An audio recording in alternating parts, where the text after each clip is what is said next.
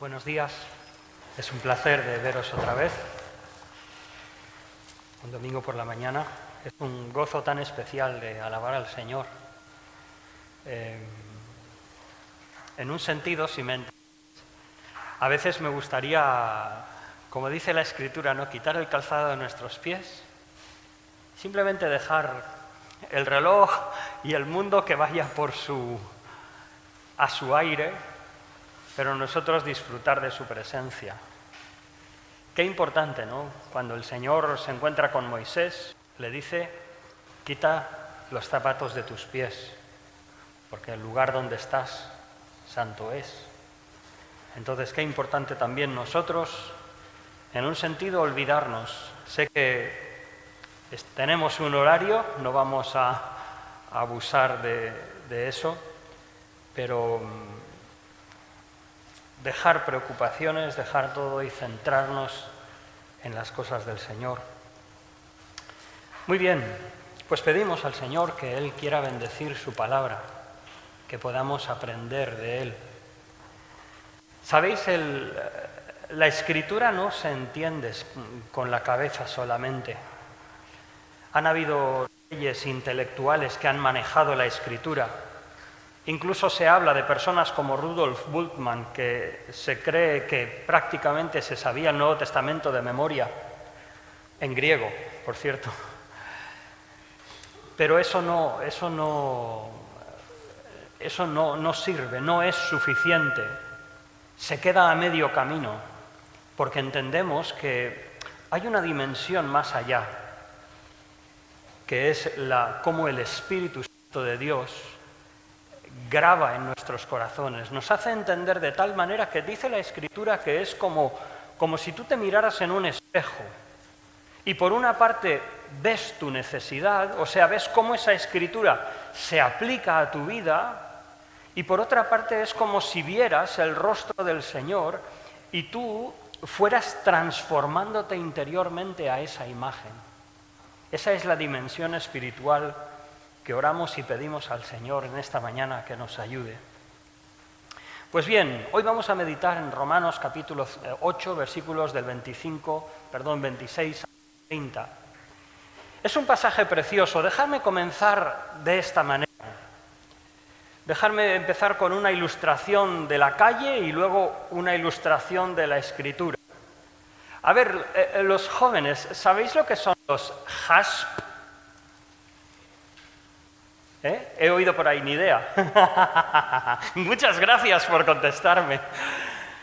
Pues deberíais saberlo. ¿Vosotros sabéis qué son los hasps? ¿Nadie sabe lo que son los hasps? Qué poco duraron, qué pena, ¿no? Pero por allá, por el año 2000 o así, hablaban de jóvenes, aunque sobradamente preparados. Y se hablaba de jóvenes que salían de la universidad y que estaban, es lo que llaman la generación X, que es la generación de los 90 o luego ya hablan de la generación Millennium y de todos estos nombres que no sé si son útiles, pero bueno, esta mañana lo utilizaré. Cuando una persona sale de una carrera, tenemos aquí varios estudiantes universitarios, algunos han terminado, otros no, pero ¿qué tal si tomamos un médico que ha terminado su 6º año, se ha graduado y lo ponemos como responsable del departamento de emergencias del Hospital del Mar? ¿Qué pasa? La lía. ¿Por qué? Porque una cosa son los conocimientos, una cosa es leerte el manual de instrucciones, necesario, importante, valioso, pero cuando te pones a ponerlo en práctica, o sea, cómo aplicas todos esos conocimientos que tú has adquirido, pues eso tiene también su proceso. Aparte de lo que es el máster, aparte de lo que es más estudios, hay una parte práctica. Entonces, en un sentido, aún los hasps salen de la universidad un poco como desorientados, ¿no? Yo recuerdo Rosa, mi esposa, que terminó su trabajo social y Y dices, bueno, y cuando buscaba trabajo decía, pedían 3 años de experiencia. Y dices, o sea, entonces, ¿de qué sirve todo lo que has estudiado? Pues claro que sirve, pero es que hay una parte de poner los pies en el suelo, de empezar a caminar, que es necesario que aprendas, ¿no? De la misma manera vamos a traerlo a nuestro terreno como creyentes. Hemos estado meditando ya desde principios de año acerca de lo que es el Evangelio. Hemos visto que el Evangelio, pues, es la respuesta de Dios, la gran obra de Dios frente a la profunda necesidad humana. El hombre caído en el pecado, y no solamente culpable, sino corrupto en su interior. El pecado le ha afectado en todas sus áreas. No que el pecado le haya afectado todo lo que puede afectarle, porque cada uno, como dice la Escritura, se apartó por su camino. Y hay personas que se han degradado más y otras menos. Pero de cualquier manera, todos tenemos esa inclinación hacia la independencia de Dios, hacia equivocarnos. Eso es lo que significa pecado, equivocarse del blanco. O sea, en vez de ser lo justo, lo que Dios desea es equivocarse. Y como dice en 1 Corintios capítulo 3, el hombre natural, y cuando ahí habla de natural, habla de el mejor hombre que podamos pensar. De hecho, es que Pablo es posible que estuviera pensando en grandes filósofos que nos dieron principios de ética muy valiosos, pero aún así, espiritualmente estamos afectados por el pecado.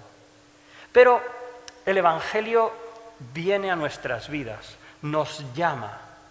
Y entonces, como hemos dicho otras veces, como esas cosas valiosas de la vida, no se puede comprar ni vender, sino se puede aceptar.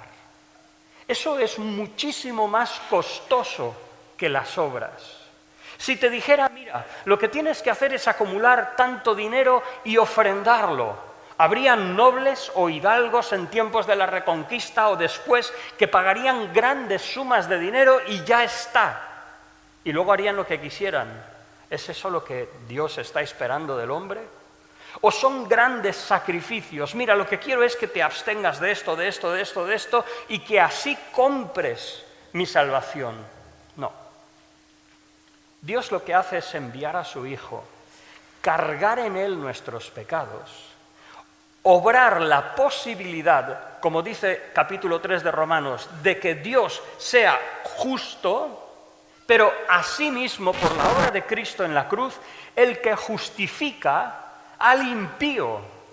Esto es tremendo. Para nosotros no es tan tremendo porque estamos acostumbrados a que, alguien ha hecho algo mal, déjalo. Es como que lo barremos debajo de la alfombra. Pero Dios es perfecto y dice en el Antiguo Testamento que de ningún modo tendrá por inocente al culpable. Por eso, gracias a la obra de Jesucristo, Dios puede extender esa invitación de arrepiéntete. Como dice Hechos, Pablo en el capítulo 17, versículo 31, el apóstol Pablo en el Areópago, hablando a filósofos, gente culta, les dice, Dios ha puesto un día para juzgar a todos los hombres y llama a todos los hombres al arrepentimiento. Entonces, lo que Dios espera de ti no son obras, pero es que tú te rindas al Señor, que tú te rindas al Señor. Es como cuando alguien te pide casamiento, ¿no? Como se dice en las películas o en alguno así, se arrodilla alguien delante de la chica normalmente y le presenta el anillo de compromiso y dices, ¿quieres casarte conmigo? ¿Y qué le dice? Te daré 3 camellos. Una vez a mi hija en el tren le dijeron, mi padre te daría 3 camellos, un rebaño de ovejas y no sé qué. Mi hija dice, ¿qué? Entonces, no, hoy día no se compra eso. Pero ¿quieres venir a mí? ¿Quieres tener una relación con Dios? Y entonces, cuando la persona se rinde al Señor, es salva. es adoptada como hijo juntamente con Cristo. Bueno, Cristo, por supuesto, es el Hijo de Dios, pero en Cristo nosotros somos adoptados. Ahora, hemos visto, ¿no?, cómo el Señor ha provisto fuerzas, formas, nos ha hecho entender que no solamente es arrepentirse, sino que aún después de creer en el Señor tiene que haber una obra de transformación, donde, como dice en Corintios, la vieja levadura, o Efesios, Colosenses, ese viejo hombre, esas inclinaciones que teníamos antes, son transformadas por la lectura de su palabra y la obra del Espíritu Santo. Hemos estado viendo en estos últimos domingos cómo es la obra espiritual, la vida impulsada, controlada por el Espíritu, que es la única respuesta para vivir cristianamente. ¿Cómo piensas tú vivir la vida cristiana? ¿Como el mundo? El mundo, tú puedes preguntar a alguien, ¿de qué partido político eres? ¿O qué convicciones tienes? Y bueno, pues uno tiene sus convicciones, pero bueno, aquello que tiene una importancia relativa, ¿no? ¿Es así el cristianismo? ¿Es nuestra fe un hobby? No. Es una vida en el Espíritu, una comunión con esa bendita persona de Dios que es el Espíritu Santo. Y eso es lo que hemos estado meditando. El apóstol Pablo, cuando habla de de la vida en el Espíritu, la vida espiritual, habla de, primero, esa transformación a la imagen de Cristo. Pero desde el domingo pasado hemos visto que el apóstol Pablo empieza a hablar de otras áreas de la vida y cómo vivir en el Espíritu. El domingo pasado hablamos acerca de la esperanza, cómo tú cuando deseas vivir para el Señor encuentras oposición en la sociedad en que vivimos. ¿Por qué? Porque el mundo es un mundo sin Dios, es un mundo que ni entiende, ni quiere entender, ni quiere obedecer. Y cuando le hablas de Dios, ayer, lo rechaza. Ayer estaba caminando otra vez por Vilafranca y una vez más vi un splay que hubo en el año 2012, tienen la fecha puesta allí, y pone como tema de esa semana de verano, ese splay en particular, tenía las historias de Lucifer. Y dices, ¿perdón? Si pusiéramos las historias de Jesús, yo diría que probablemente no tendríamos la misma audiencia. O seguro que habría alguien que le diría, ¡ay, estos beatos otra vez vuelven con estas historias! Ese es el pecado del hombre. Ahora, y por eso, vivir, como dice el apóstol Pablo, piadosamente en este siglo, produce ese roce, esa hostilidad por parte del mundo que eleva nuestros ojos y nos hace vivir con esperanza. Ahora bien, hoy volvemos a nuestro tema de hoy, otro aspecto de la vida espiritual. Tú eres creyente, ¿vale? No os conozco a todos esta mañana, pero tú eres creyente. ¿Sabes cuál es la voluntad de Dios para tu vida? Por ejemplo, a ver, no sé si nos funciona.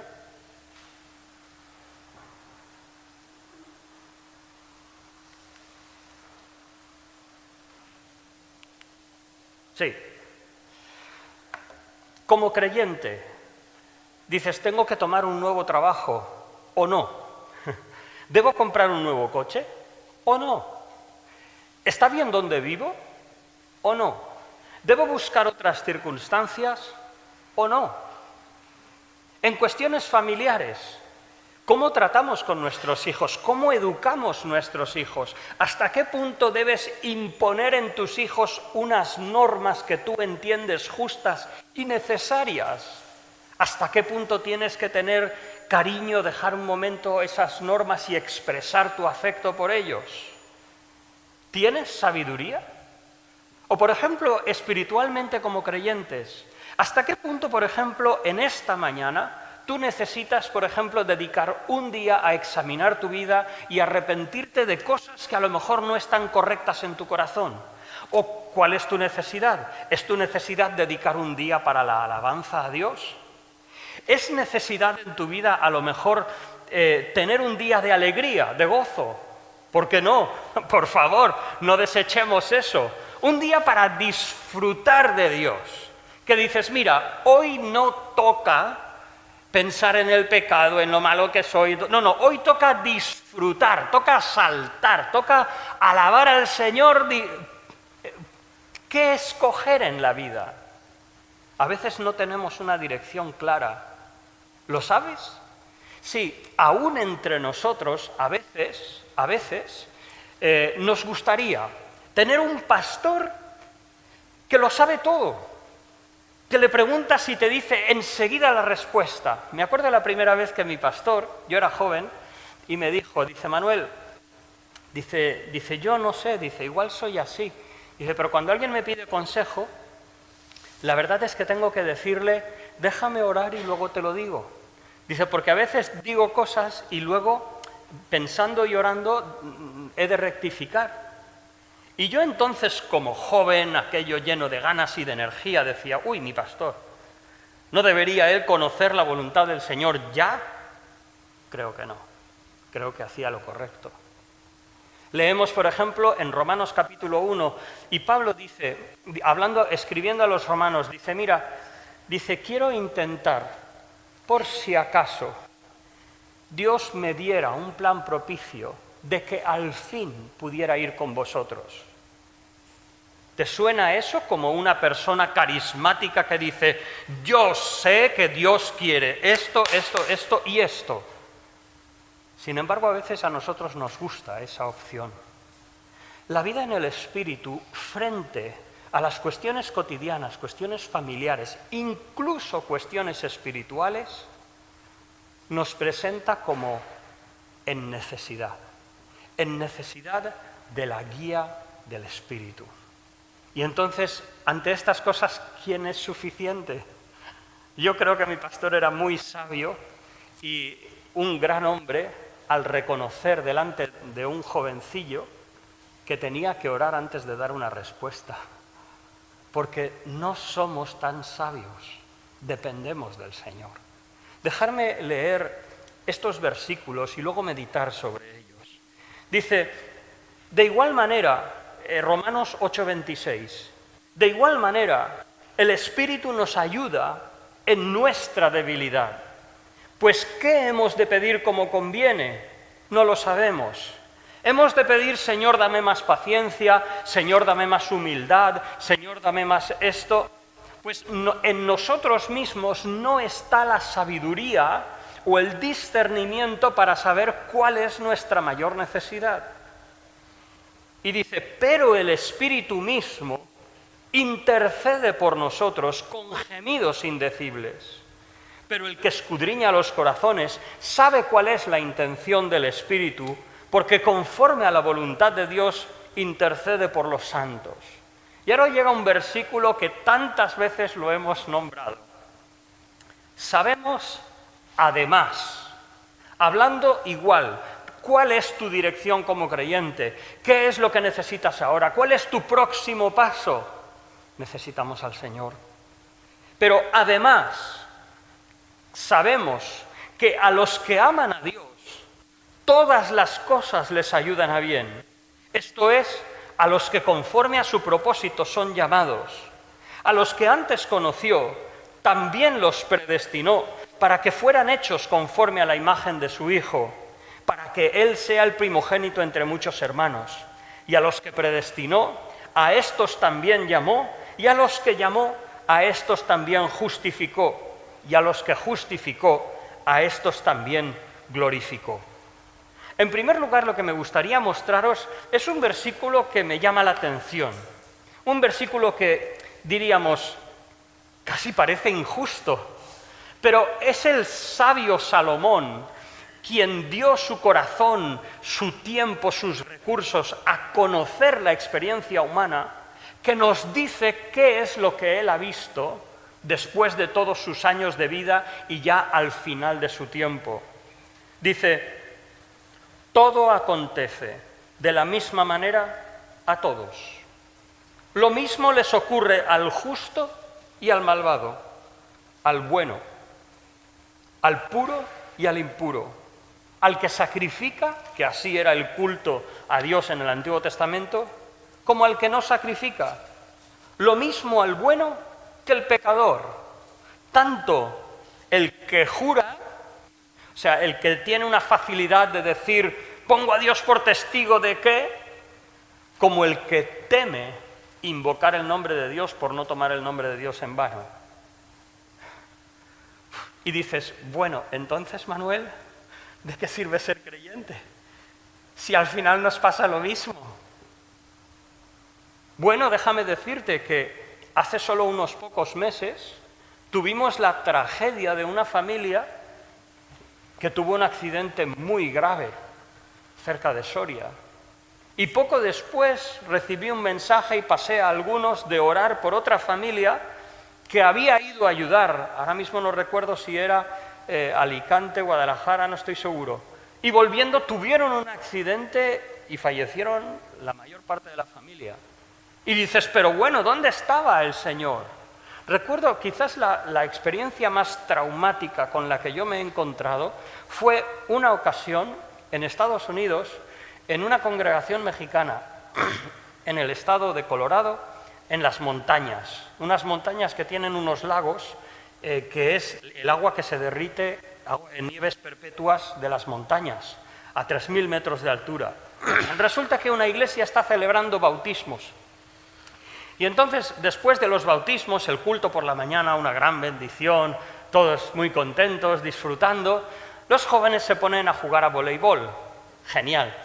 Y entonces, resulta que la pelota se cae al agua. Y bueno, hay un chico que es un joven voluntarioso, creyente, fiel, de estos jóvenes que hay a veces en la iglesia, permitidme decirlo, pues un poco guapetón, deportista, tal y cual, y dice, su hermana le dice, mira que se nos ha caído la pelota, y él dice, bueno, ahora mismo.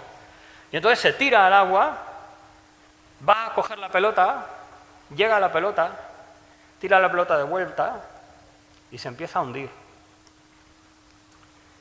Y la gente no sabe qué hacer. La familia va al lado de la orilla a ver qué es lo que está pasando y no sube. Llaman a emergencias y el chico se había ahogado. Y dices, ¿qué ha pasado? Según lo que yo entiendo, también me ha ayudado mi yerno, que es enfermero. Me dice que a lo mejor, como son aguas que se derriten de la nieve, hay ciertas corrientes que son aguas muy frías y puede bajar la temperatura corporal tan rápidamente que le puede dar un síncope, desvanecerse y entonces, por muy deportista que sea, se hunde y se ahoga. Y los creyentes estaban, Manuel, estamos confundidos. ¿Cómo podemos entender esto? ¿Por qué Dios no nos ha protegido en esta situación? La verdad es que, como dice Eclesiastés, somos vulnerables a enfermedades, somos vulnerables a accidentes. Y si estamos en un accidente, el agua no dice, mira, yo agua no voy a estar tan fría, me voy a calentar un poco para que este chico no sufra ese síncope, no se hunda. No. Las circunstancias suceden y podemos tener enfermedades graves, podemos tener accidentes, podemos tener desgracias graves. Aún hay gente hoy en día que por creer en el Señor están siendo perseguidos y algunos mueren. Y tú dices, Señor, ¿cómo es posible? Lee la Escritura. Aún en Apocalipsis dice que ahí está la paciencia y la fe de los santos y que se le dará a Anticristo prevalecer sobre los creyentes en ese sentido. ¿No dice Asaf en el Salmo 73, dice, casi se deslizaron mis pies, porque considerando al impío, vi que, ¿por qué casi tú madrugas, Señor, a castigarme mientras el impío prospera? Y dije, en vano he limpiado yo mi vida, mis pies. Entonces, no solo que todo acontece a todo, sino que a veces vemos personas no creyentes prosperar más que nosotros. ¿Qué haces? ¿Te sacudes tu fe? ¿En tu fe? No. ¿Qué hacer? ¿Cómo entender nuestra experiencia en la tierra?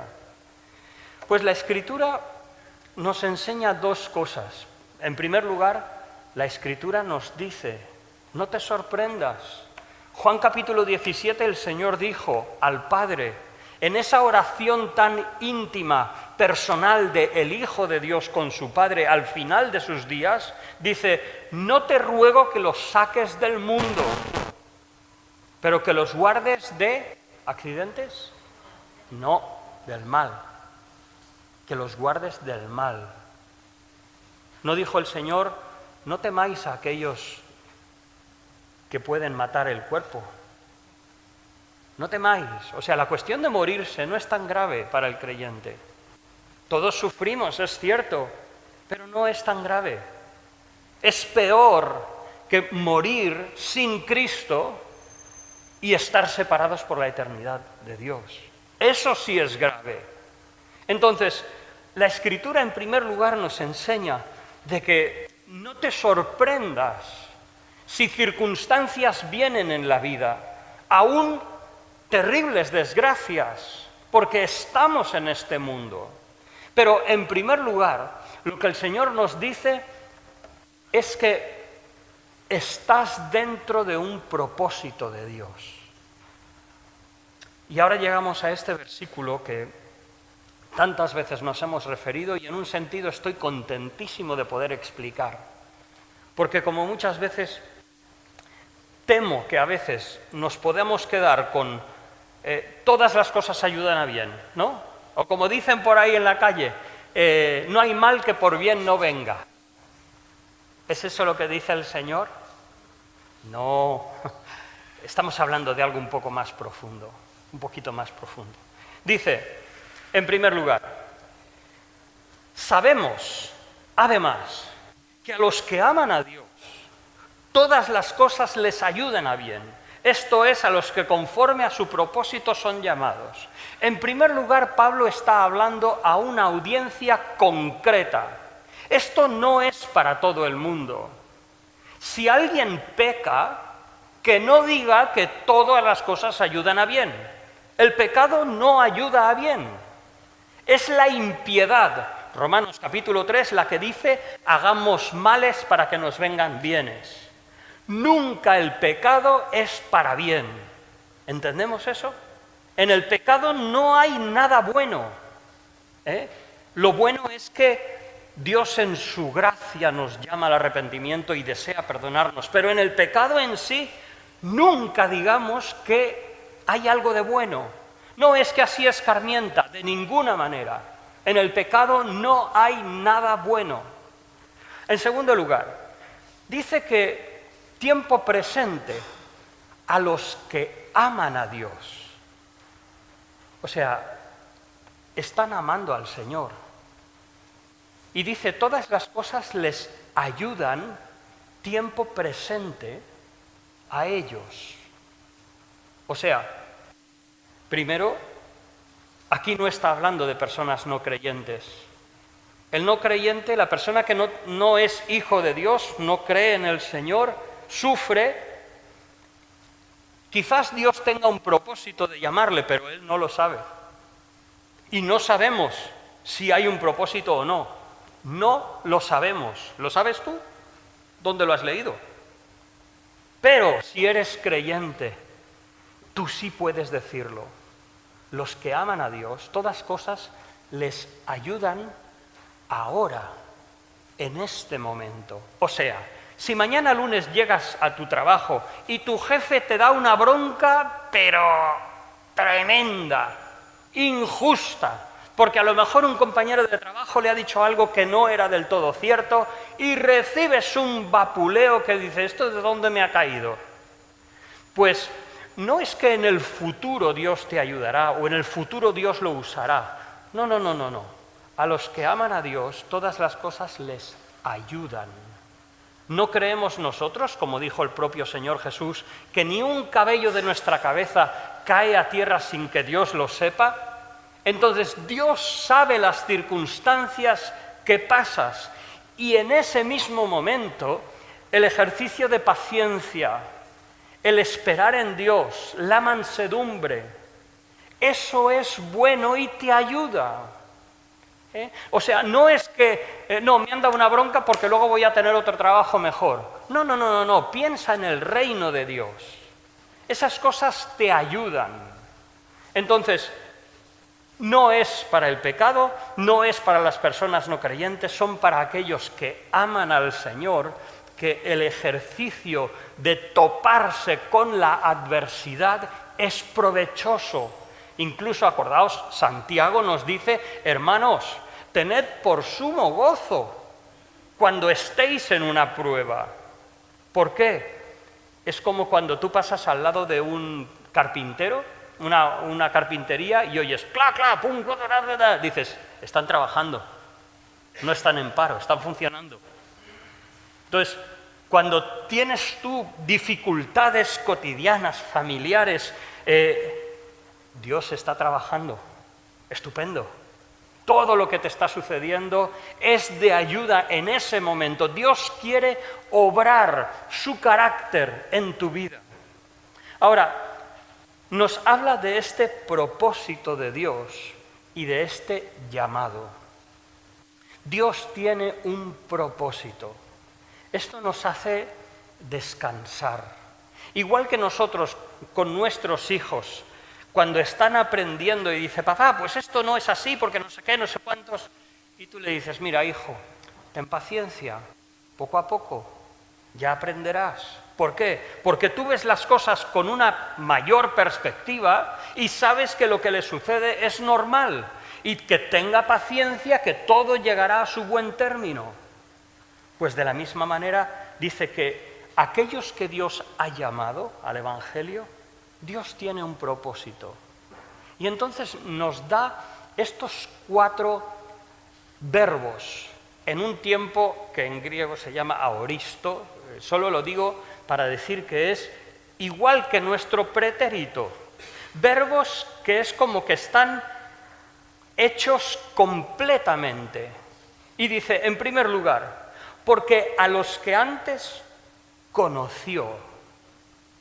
Cuando estés pasando pruebas, confusión, dificultad, angustia, aún un poco de amargura, de sazón, confusión, que sepas que Dios tiene un propósito para ti y que desde antes de la fundación del mundo el Señor te conoce.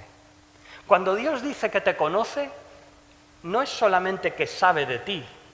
¿Os acordáis? Mateo capítulo 7, empezando en el versículo 22, el Señor dijo, no todo el que me dice Señor, Señor, entrará en el reino de los cielos, porque muchos dicen, Señor, ¿no hicimos milagros en tu nombre, profetizamos y aún echamos demonios? ¿Y qué les dijo el Señor?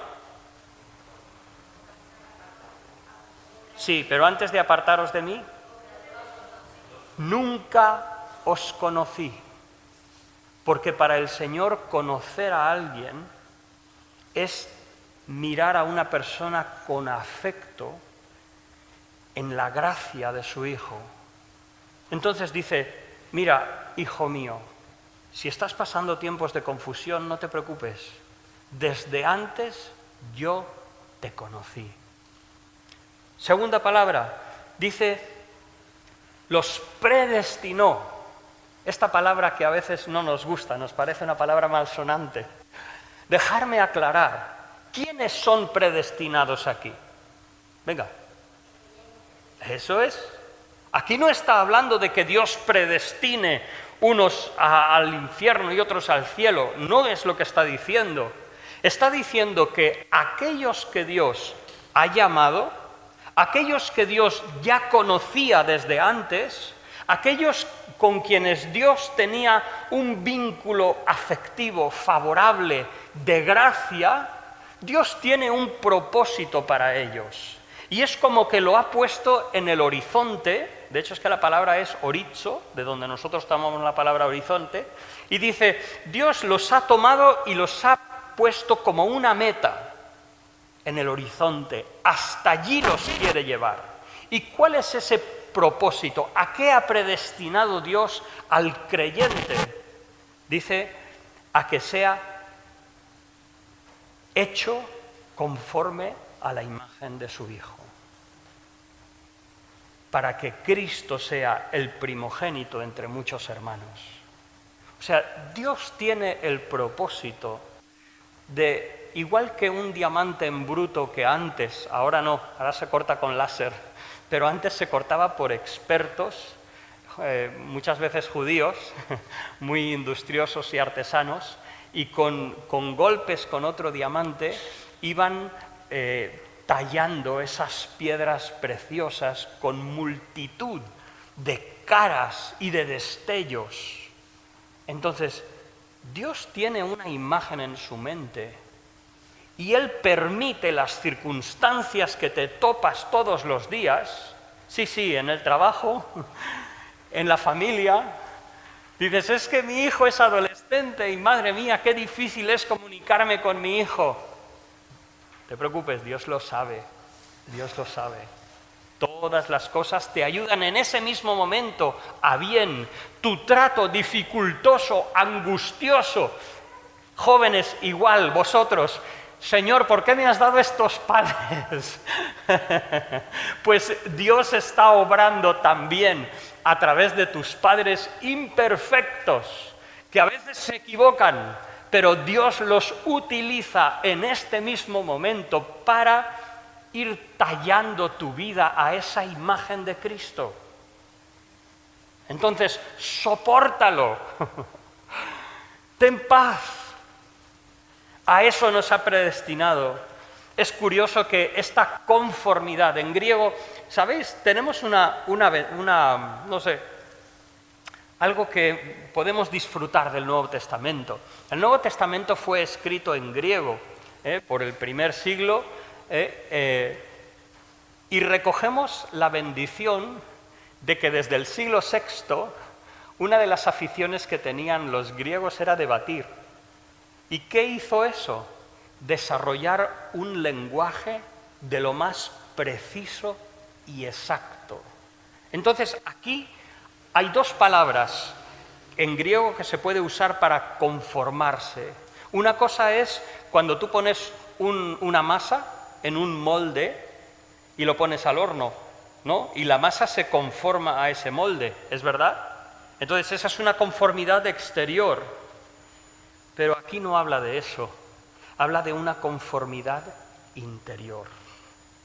Habla de que seas conformado en la naturaleza, los impulsos, los pensamientos de Cristo.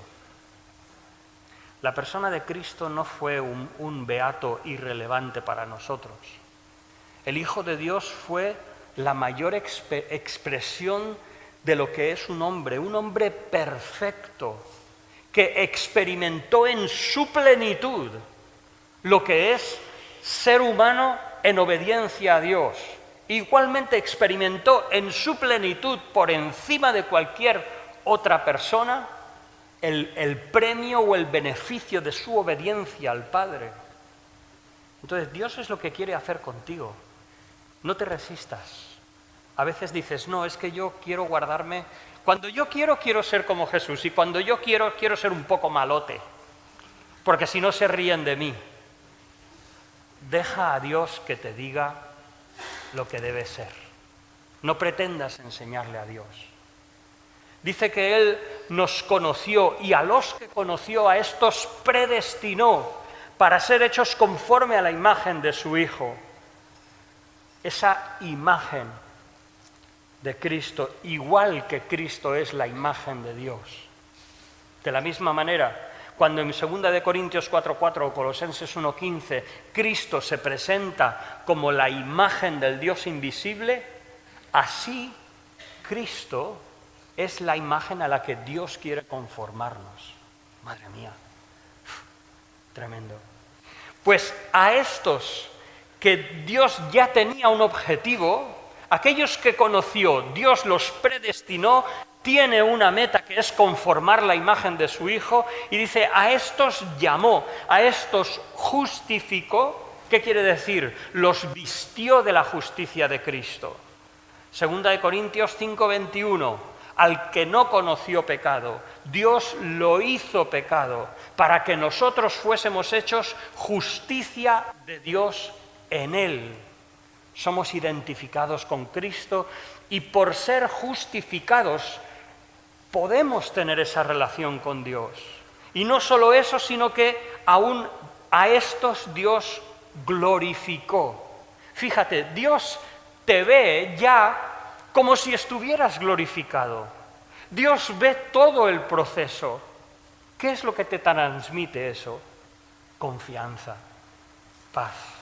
Yo no sé tú, pero yo cuando estoy confuso, cuando sufro, a veces se me rompen los esquemas.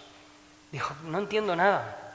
Señor, no entiendo nada, no puedo entender, y estás ofuscado. ¿Y qué te llama esto? Ten paz, hijo mío. Yo estoy trabajando. Te conozco desde antes con amor, así que no te preocupes por eso. Tengo una meta para ti. Y yo te veo como si ya fuese el producto terminado, porque tengo una relación contigo permanente, constante, duradera, que se proyecta hasta por la eternidad. Ten paz, hijo mío. En tercer lugar,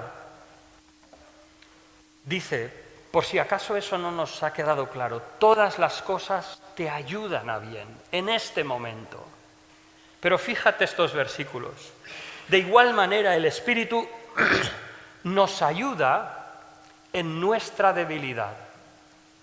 Me parece un versículo tremendo y una palabra preciosa, que solo aparece 3 veces en el Nuevo Testamento, pero os diré una para que veáis qué significa.